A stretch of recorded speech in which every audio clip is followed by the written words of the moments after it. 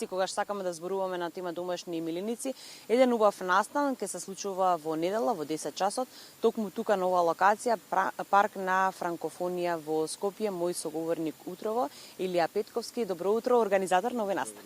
Како сте утрово? Супер сме, фала на прашање. Мотивирани, се спремаме последните подготовки. Сега гледаме дека и општина Центар го средува исто така теренот за во недела. 1 јуни, сега оваа недела што доаѓа, од 10 до 14 часот ќе се одржи традиционален настан, најголемиот настан во регионот на тема миленици и деца, кој што се нарекува Pet Fest.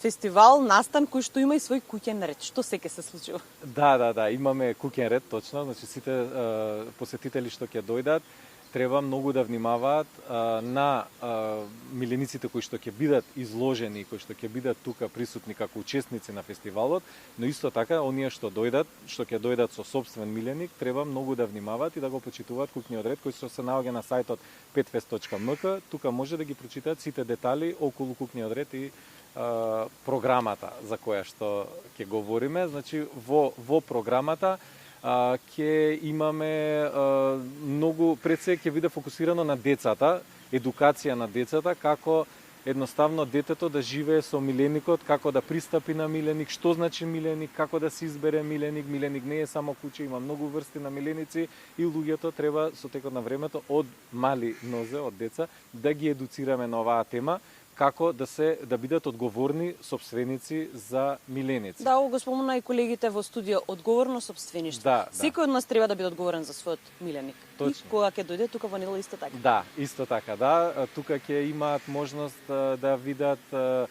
МВР, единицата, специјалната единица за со кучиња, значи ќе биде тука присутна и ќе ги прикажат нивните работни кучиња кои што се тренирани, дресирани да се грижат за нашата безбедност, значи детекција на експлозив, детекција на лажни пари, детекција на нелегални средства и така натаму.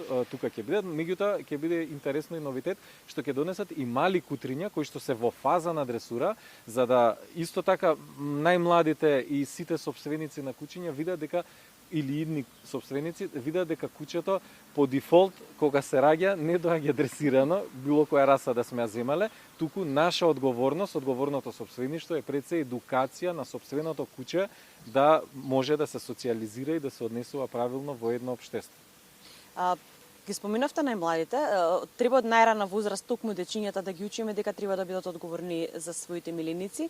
Очекувате ли голем број на дечиња заедно со родителите кои што сакаат да се дружат тука во паркот? Да. Имаше ова е традиционален настан, како што кажав. Минатиот настан имавме од прилика околу 400 до 500 дечиња само што дојдоа во ликовното катче кои што цртаат. Имаме ликовно катче, повторно сега ќе биде многу попроширено со поголем капацитет за да може да прими повеќе дечиња кои што ќе работат на различни теми кои што се поврзани секако со милениците и низ игра, едукација, има и други теми, други предвидени интересни кои што сега нема да ги откриеме и нека останат како изненадувања моменти кои што се предвидени за најмладите од различни возрасти. Значи кога збориме за најмладите ќе има и деца кои што се веќе во полуматури, сега се актуелните полуматурите и матурите ќе бидат презентирани. Ветеринарниот факултет преку својата студентска организација, средното ветеринарно училиште ќе ги понудат своите можности за студирање или учење во тие образовни институции и кои се можностите потоа како професионалци да функционираат. Тука сме над 60 професионалци од навистина сите професии на пет индустријата.